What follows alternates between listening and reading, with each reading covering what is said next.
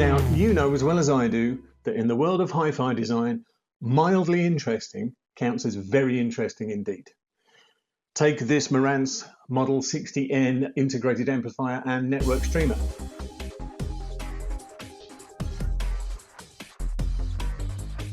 Look at the front here, slightly textured, slightly contoured, a slightly floating arrangement on the fascia. This is mildly interesting, right?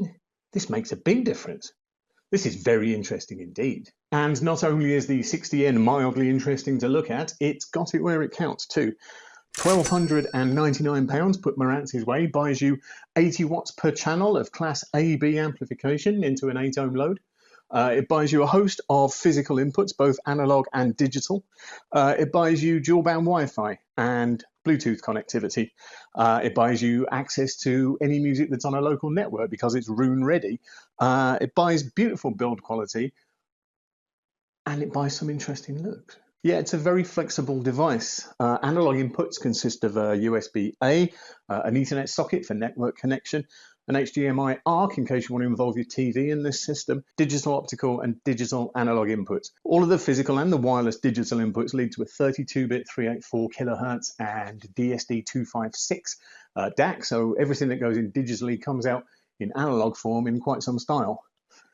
The analog connections, meanwhile, are a moving magnet phono stage for use with the turntable, and 3 line level inputs. There's also a pre-out for a power amplifier and a pre-out for a subwoofer if you're that way inclined.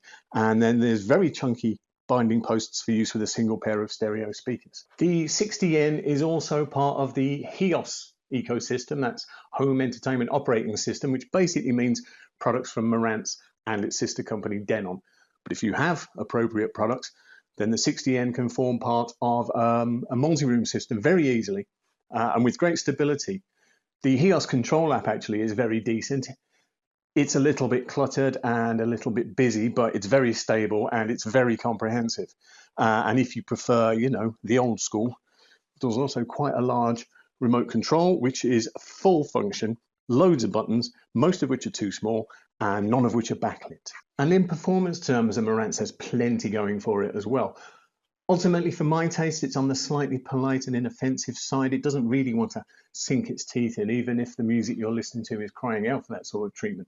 But on balance, I think that makes sense. It means it's very adaptable, it's very forgiving of its partnering equipment, and it's an open, a detailed, a very spacious and organized listen. And it's very punchy as well, which is always a good thing, right?